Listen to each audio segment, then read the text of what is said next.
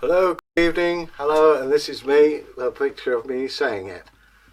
That's an odd thing to say, but I'll just put that down there. What are we going to talk about today? Well, we've got a nice story. It's a traditional English story, and it involves greed. It's got the lot. Hollywood should take it up. It involves elves, heroes, and people not swearing. It's a treasure story, so sit yourself back and relax. I'm Egil, by the way. Well, that's not my last name, but I'm Egil. It so happened that an elf, way back in time, when elves were making themselves visible, the elf was going from Skipton Castle to Pendragon Castle, that's in Cornwall. On his back was a massive chest of treasure. He started off, obviously, from Skipton Castle. And as he walked along, the sun shining, the birds singing, the usual stuff. The road, if you could call it a road, for it was more like a dirt track used by drovers. The dust rose and he was... And Noah, as he walked along carrying this chest, he got tireder and tireder and wanted to rest. So he did.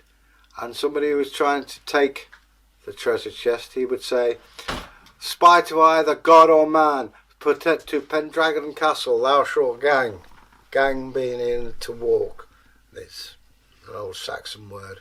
However, he was tireder than he thought, because he dropped the treasure chest. Down, down, down it went. And the rocks, as if by magic, fell on top. None shall be able to draw that chest back unless they do it in complete silence and without swearing, cursing or giving oaths. Now that seems like nothing much to worry about. Could do that standing on my head. No. For some reason, every person who tried it said, "Oh, I can see the treasure chest," or "Oh, beep, beep, beep," and things of that nature. They didn't say beep, beep, beep, but as I said, this is a family channel. But as a result, everything, even they dug out, fell back into place. And one man in particular, we'll call him Wolf here.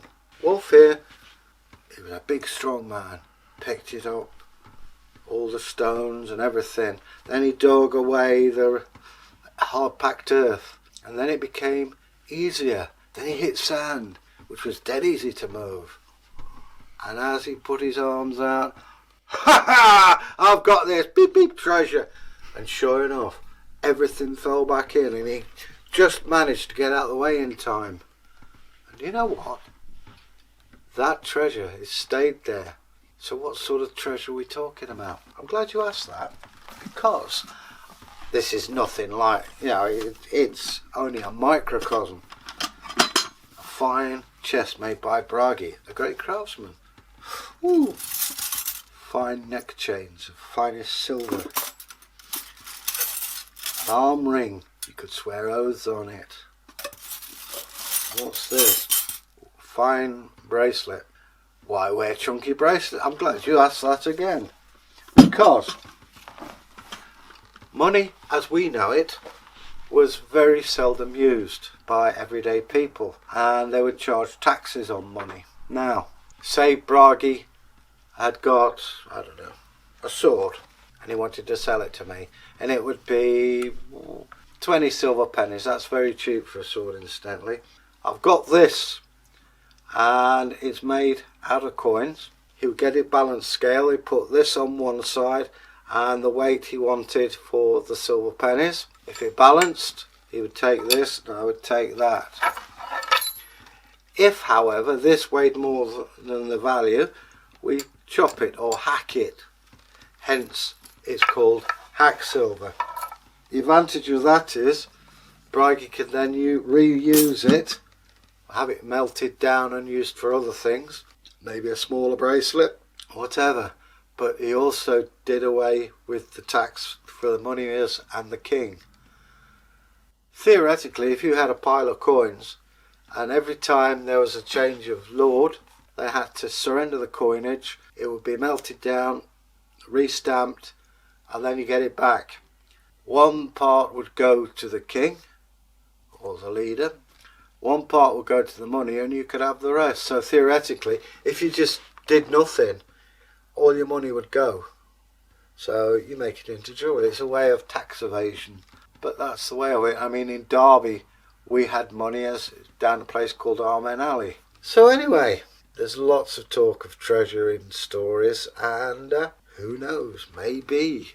It would be nice to think that maybe somewhere along the road from Skipton to Pendragon Castle, there may be a hoard of treasure. But if you do, keep it sealed and don't use bad language. Anyway, I've rambled on, and I hope you've enjoyed our talk. We've covered a little bit about hack silver and treasure, and I hope you've enjoyed it. Maybe you've got some things you'd like to tell us. You know, I mean, this is how we do things. We come out and we talk about stuff. You yourselves may well have differing views or ideas. Let us know. Come on, let us know, because we are more than happy to look at it, and we will do that. So, don't forget, if you want to subscribe, press the bar or the subscription bell.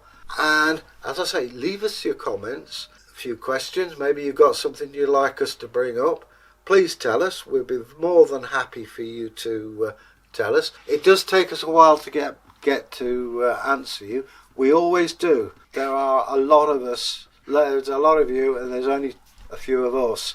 And as I say, we will get back. It does take time, so please be patient. It's not that we're ignoring you, it's that there's a lot to do. And as I say, especially Bragi, he's got other things in his life that need his attention, but he hasn't forgotten you. He thinks a great deal of you all, as I do, and we want you to enjoy it and be happy. I have been answering comments, but I do have quite a few to do. But I do try in time to answer all the comments. So I hope you heard that. Yeah.